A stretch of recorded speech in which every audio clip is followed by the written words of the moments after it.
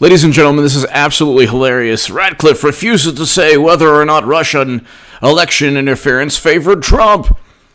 Now, first of all, the Senate Intelligence Committee confirmed the intelligence community's assessment viewpoint. That's like saying, I have confirmed for all my viewers that Michael Jordan is better than LeBron James. I've confirmed this for you. I have confirmed my viewpoint and opinion. Because that's about as accurate as the ODNI report under Clapper and Brennan and Comey. The Director of National Intelligence under President Obama was James Clapper. And James Clapper concluded that Brennan and Comey and Admiral Rogers had a highly to moderately confident assessment that Russia hacked the DNC, and then they indicted Russian intelligence officials not on the ODNI's evidence, which was an assessment without any guarantees. And they had warranty disclaimers that I read all the time. You can read the warranty disclaimers of the ODNI report in every single one of my description sections. By the way, subscribe to H.A. Goodman's other channel. I have a great segment up on that channel. Get it to 15,000 subs. We're only like 50 subs away. And Bizarro World Goodman, I'll have a hilarious segment later this evening. But I wasn't even going to do this segment, but I have two prior on this channel before this, but this is really, really interesting. Representative John Ratcliffe, President Trump's nominee for Director of National Intelligence, refused to say Tuesday whether he agreed with the intelligence community's assessment that Russia interfered in the 2016 election to help the president. Both the IC and the Senate Intelligence Committee concluded that Russia interfered in the 2016 elections to favor Trump. The House Intelligence Committee, the committee's Republican majority, concluded in 2018 that Russia interfered in the elections, but did not conclude that this was to favor Trump, an analysis Democratic members of the committee disagreed with. The Democratic members of the committee can take their disagreement and place it where the sun don't shine, because nobody has any idea if the Russians hacked the DNC, because there's no evidence to say categorically it happened. That's why the intelligence community has not stated a guarantee. They have not stated with 100% certainty. They are highly to moderately confident. You can indict a ham sandwich, apparently, and you can indict Russian intelligence officials on Company One, which is CrowdStrike. CrowdStrike was outsourced by the Democratic Party. This is the biggest, most absurd hoax of all time. The fact that the DNC emails were published, okay, showing that Bernie Sanders was cheated. Why would Russia care if Bernie Sanders was cheated? How many votes were altered because of that, and how many votes were altered because of the Russian Facebook ads that Putin ordered? How about nobody altered their votes? The people who didn't vote Democrat because of the DNC emails weren't going to vote Democrat to begin with. The people who didn't vote, there are no people who looked at a Facebook ad and didn't vote, or a Twitter bot.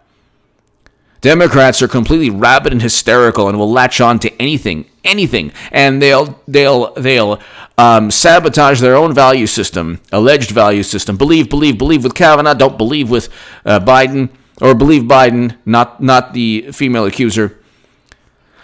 Russia, but they use a Steele dossier riddled with Russian disinformation that we're finding out now.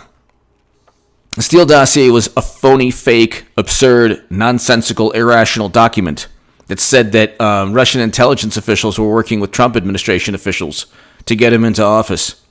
And people believe it. And now nobody was ever indicted on the Steele dossier. In fact, nobody was ever indicted on working with Russia because it never happened.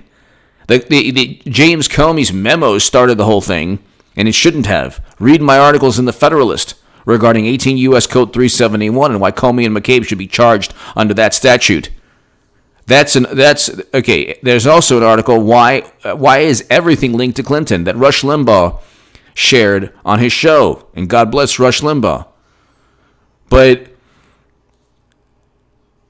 you have a situation, ladies and gentlemen, where John Ratcliffe is totally upending the apple cart.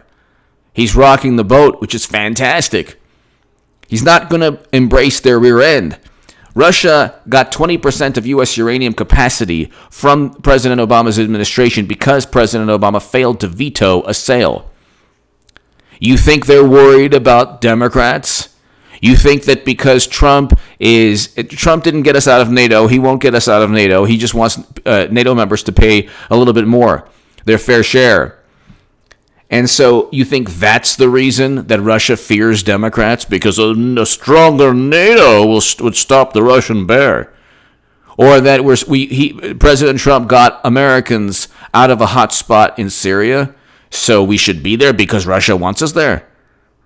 Or Russia doesn't want us there, so therefore we should be there. Is that the mentality Democrats have? They've concluded an assessment. The DNC email showed that Bernie Sanders was cheated in 2016. Bernie Sanders is the biggest tool and doormat that's ever existed. This is a man who says he's fighting the 1%, and he is an integral part of the whole nonsense. He could have simply said, "Look, they cheated me. Had nothing to do with Russia. They're the ones who cheated me." But no, you get, it's too bad that Russia, Hillary had to work against Russia and Trump. And then you get people like, he didn't even endorse the pundits that endorsed him because not only did they get $20 million in venture capital funding, but, that says everything you know about Bernie Sanders. The people that endorsed him and that pushed for him, he couldn't endorse because one of them wrote something horrendous and racist and horrible. And then, but he did too, Bernie Sanders, a very absurd thing, but he wouldn't support the people. I'm speaking in roundabout terms, you know what I'm talking about.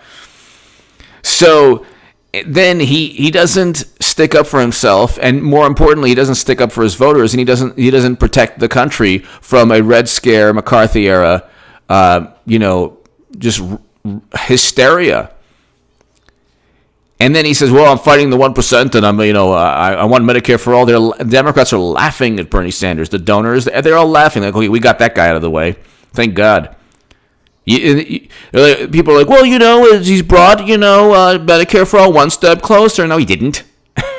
It's like a parent that is happy that the child doesn't listen to punk music anymore, doesn't have a mohawk.